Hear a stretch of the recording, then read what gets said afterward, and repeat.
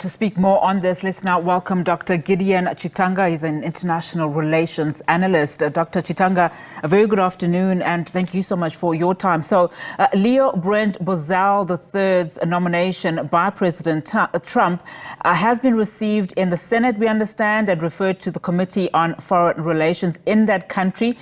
So as we get your reaction to this development, I mean, what we are hearing, of course, about Bozell, even in that clip that we've just heard now, he's a conservative activist. He's also a father to one of the people charged with storming the U.S. Capitol on January 6, 2021, who's since been pardoned by Trump. What do you make about these recent developments and Bozell's nomination?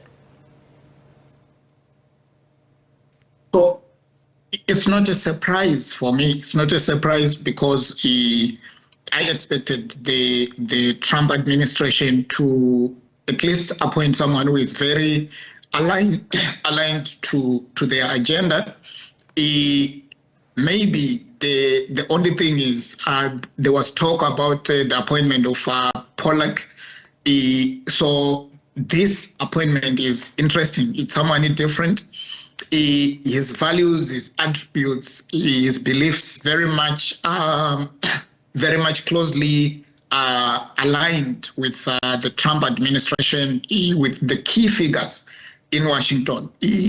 So I think what is important is that finally Washington is appointing an ambassador, and all the posturing and the signaling that we saw, including the social media noises that we saw in the past few weeks, there's room that issues will be formally addressed within some kind of a diplomatic framework that is informed by diplomatic conventions as soon as the ambassador is down here in Pretoria. So for me, that is the key issue.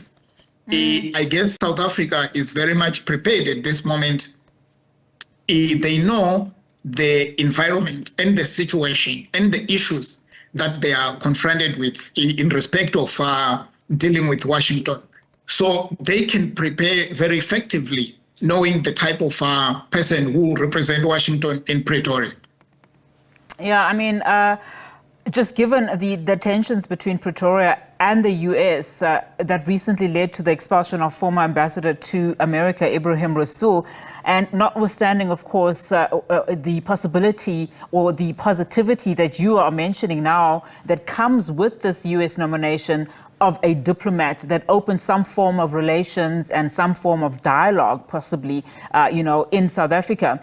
But when you look at Bozell's own posture, and in fact, some of the utterances that he's made, previously, including his stance on Israel, and knowing, of course, where South Africa stands in the Israel-Hamas war. I mean, how well do you think those dialogues will now start, happening sooner and faster, possibly to the benefit of South Africa? Or are we going to see more of the same in our own home soil in as far as the U.S. posture and the Trump administration is concerned?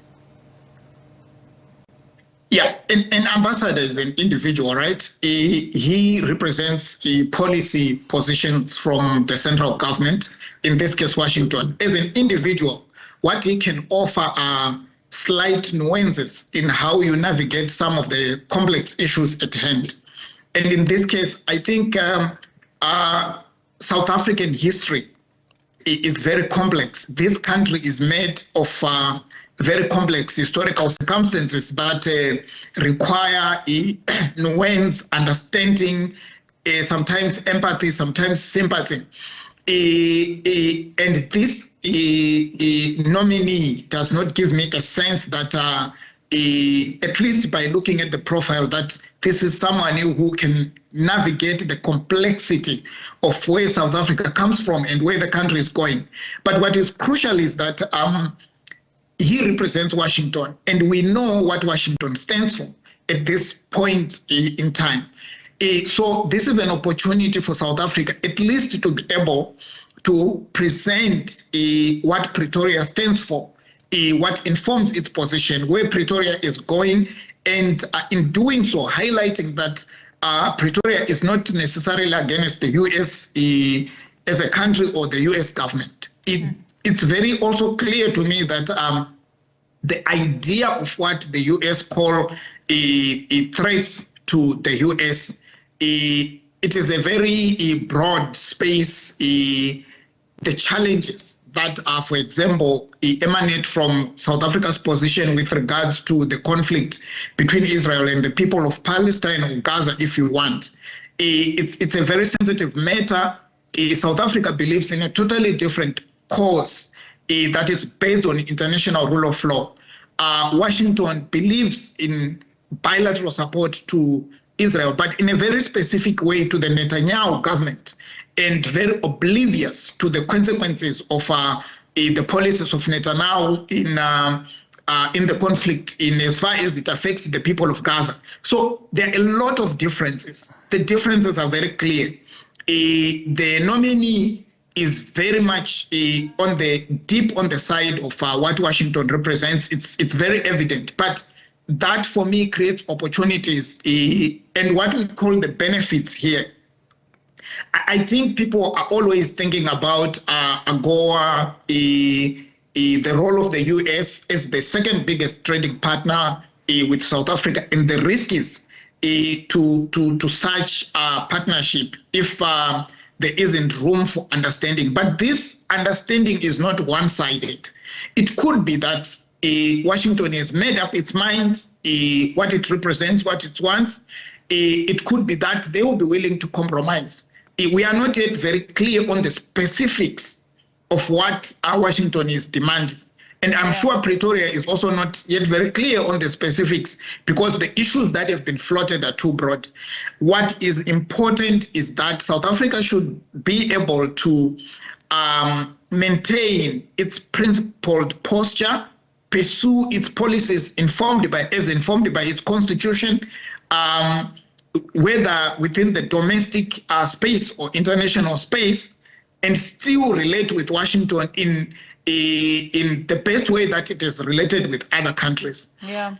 If there's temptation to dance to different powers at different times, this will create a very unprecedented complexity for South African foreign policy.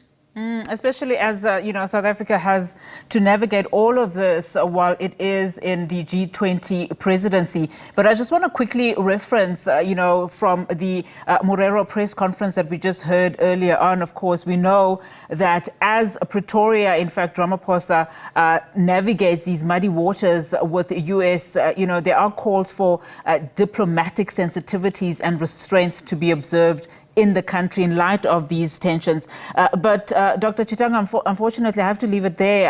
Thank you so much, though, for your analysis. We have to take our viewers back to our top stories that we are, giving them this afternoon. Of course, that was Dr. Gideon Chitanga just weighing in on the U.S.-SA relations.